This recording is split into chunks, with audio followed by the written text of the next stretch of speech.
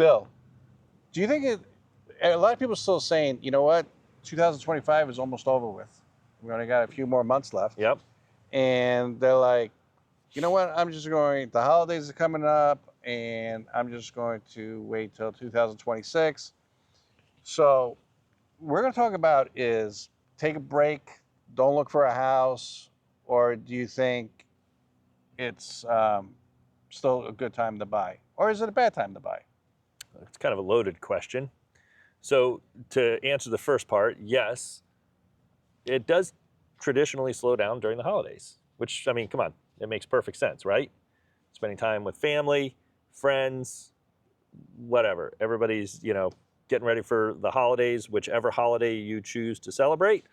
And the moving is probably the last thing on anybody's mind. Right, but here, let's talk about this. Rates have eased. They haven't, went down. Mortgage rates are lower than the peak, but they're kind of still historically a little bit high. Yeah. Okay.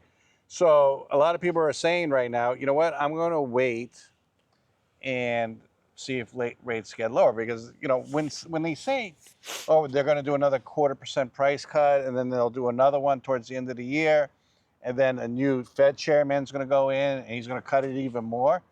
When they say that, a lot of people are saying, you know what, I'm going to wait. I'm not going to buy a house right now.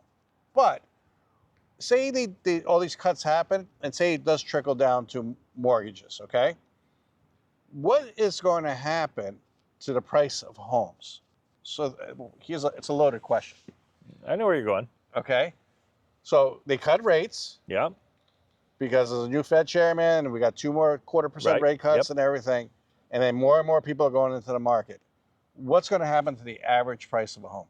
Well, first off, let's not even talk about price. Number one, let's talk about your leverage. We've talked about on this channel several times whether it's a buyer's market, seller's market, and had our different debates. But right now, it's a buyer's market.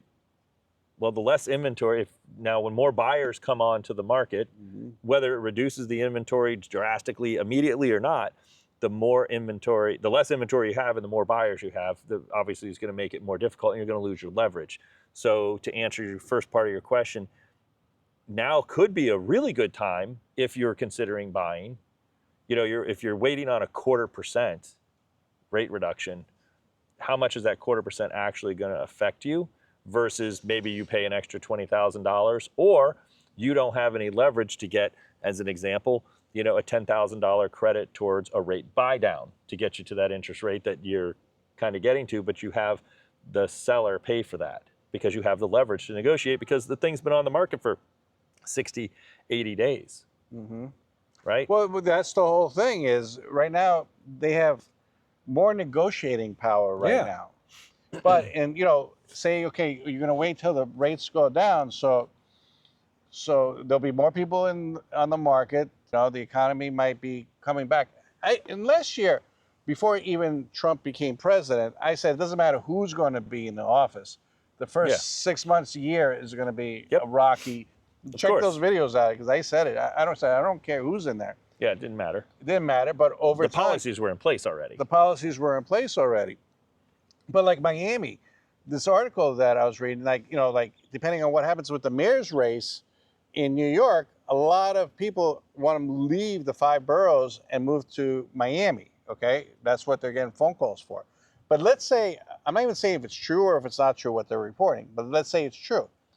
Now there'll be less inventory in Miami, which is going to cause prices to go up. Right. Especially since they're saying a lot of rich people are leaving New York and going to Miami.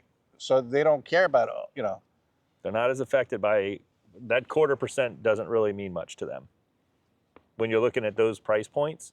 And it's not just Miami. They're going to come everywhere. And, and it's this, don't think that it's going to be this tsunami of, people all of a sudden because we get a 0.25% rate reduction.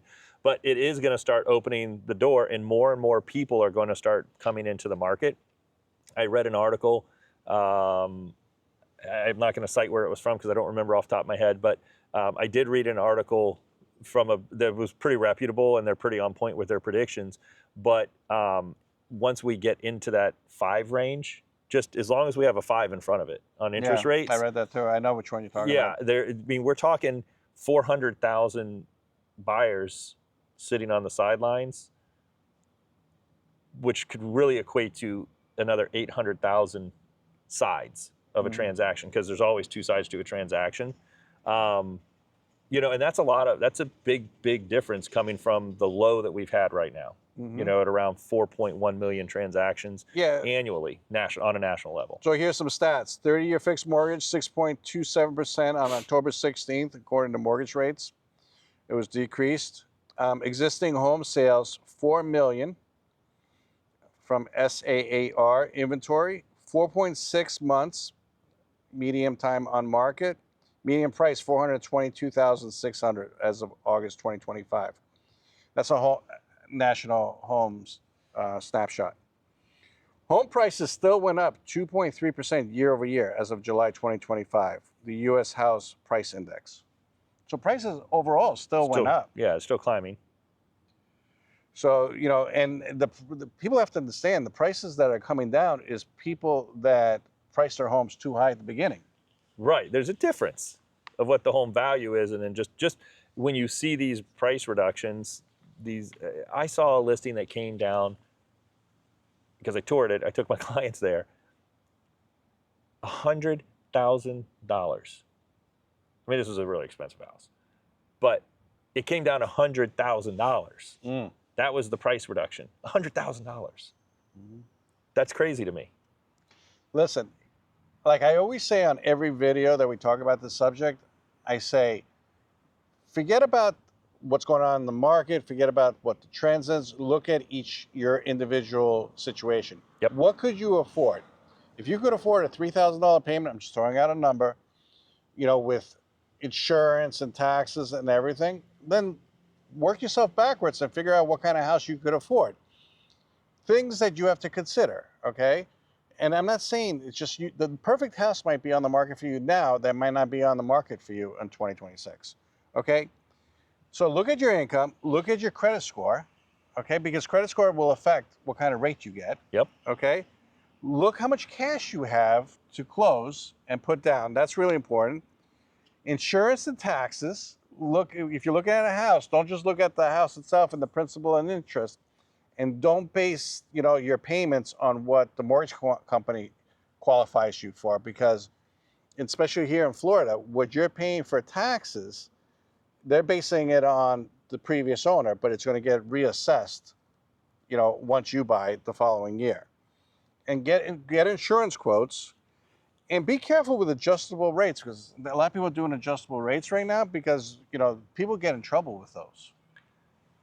Yeah, they can definitely get in trouble with those. They're a valuable tool, but you've got to go into it understanding completely what is happening with those adjustable rate mortgages. And your timelines. Don't just get hooked in from that first year.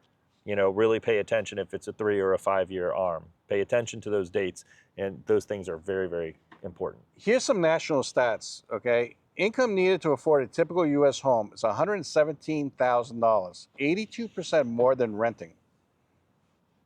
All right, and that's from, home buyers need over $50,000 more than renting, according to Redfin, in order to buy a house. Okay, that sounds more understandable. Average buyer's credit score is 736 as of September 2025.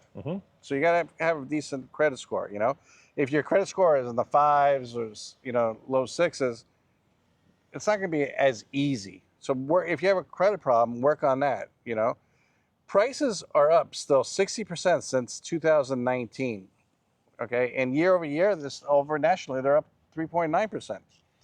So if you, at the end of the day, the question at the beginning of this video was, is it a good time to buy? It all depends on you. If you meet all those criteria and you could afford the payment and you could sleep at night, it's a good time for you. If you're comfortable with it, that's when it is. Not what the people on YouTube say or the market says. Or Unless it's us.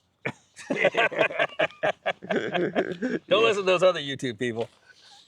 I mean, do you agree with me or disagree with me? No, we've said this before, and we've had this conversation at length. You know, it's the right time to buy is when it's right for you. And to be honest with you, what I predict and see, and that I'm doing a lot of right now, is pre-planning for next year. You know, this is a big decision. This isn't something you just go, okay, I'm gonna do this today. You know, you're kind of setting yourself up for some potential disappointment if you don't know all the facts, you know, and you didn't make a plan. You know, and a well-laid plan makes the whole process a lot more enjoyable and less stressful. You know, when you have everything laid out. I can't tell you how many people that I talk to don't get pre-approved for a mortgage before they shop. And I listen to other agents, and they, you know, they go out and they shop people, and then things fall apart, or they can't write a contract because they don't have a pre-approval yet on a mortgage. You know, and it's so critical. Yeah, I mean, you know, the horse before the cart. You know, yeah, it's like that, the say. shopping's the fun part. Yeah, the shopping, but you have to be comfortable and just work your way backwards. You know, and if your payment's going to be $3,000, but you're only paying $1,000 a month rent, like I told my kids, you know, put $3,000 away every month and see how that's going to affect you financially. Yeah, you'll have more to put down on the house. You'll have more for closing costs and fees and moving. There's a lot of other expenses if you're when you're struggling, moving. and here's my biggest piece of advice: if you're ready to buy a home, if you're planning to buy a home still, plan on being in there for a few years, 4, 5, 6, 7 years. If you're planning to be there for a short term, you're not ready to buy a house because you're going to lose money. I literally had this conversation before we got here today. This is why I was a little late. Okay. A customer called me and says, I want to find XYZ house. No problem. We kind of started working through the process over the last couple conversations. And then she's like, look, this is really what I want to do, but I want to sell it in 2 years. And I'm like, that's going to be a hard, because she wants something newer, a newer construction home. She don't want to have to renovate anything. And she wants to try to sell it in 2 years. And we had that conversation. Like, you're not going to be able to sell that in 2 years and make a profit. That's not going to, we are not gaining like we did over the last couple of years. It's just not going to happen. Here's a funny quick story. This person that I was talking to wanted to buy a house, didn't feel comfortable saying, I can't afford a house, I'm going to stay renting. On a weekend, him and his wife went to a build center. Okay?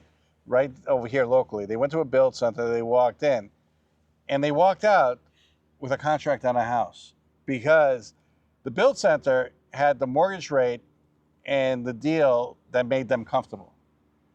So they were looking at used inventory, existing homes, and they went to a build center, and they're like, I guess they had a buy down rate, or they did something that these people made them really, really comfortable in order to buy, and now they're under contract. Build centers are doing all kinds of creative marketing and financing right now. And I don't mean creative in a bad way, creative in a good way.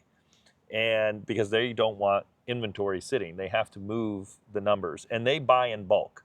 It's not like it's just this build center down the street, you know, over in Trinity. These are national companies that build across the entire country. So when they're buying mortgage rates and they have deals worked out, these are pretty significant deals. And because the market is so slow right now, they want to keep their machine running, right? They want to keep those houses coming up out of the ground and then getting them off their books and then move on to the next, and so on and so forth. So they're still selling their house. They're spending some money on rate buy downs, and that's really tells you right there all you need to know. What is the issue? It's interest rates. That's the main focus is interest rates. So just look at what the build centers are doing, and you can tell you what drives the force right now. What's driving the force? Interest rates, because they get them down, and then people come buy the house at a higher price. All right, people ask this question too. I want you to answer it. They're like, I'm going to a build center. I don't need a real estate agent. Do you need a real estate agent to go into a build center and go under contract? No, you absolutely do not need a real estate agent to go to a build center. However, it's in your best interest to have an agent, somebody that represents you. The agent that you're talking to in the build center represents the builder, period. That they are employed by the builder, they are paid by the builder, and they are contracted by the builder. Have your own representation.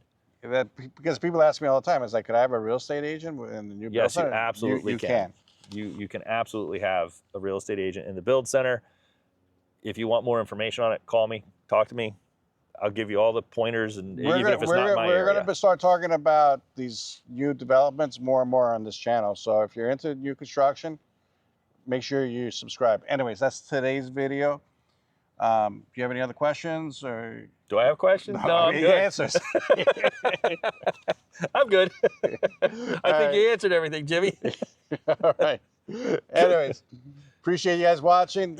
Watch this video right here. I picked it out just for you guys. It's really important. We'll catch you on the next one. Thank you. The sun is blinding me. I know, it's crazy. The sun is like me. blinding me over here, so I can't even see what's All going right, on. thanks for watching. The button's over here somewhere. All right. Talk to you soon. Bye.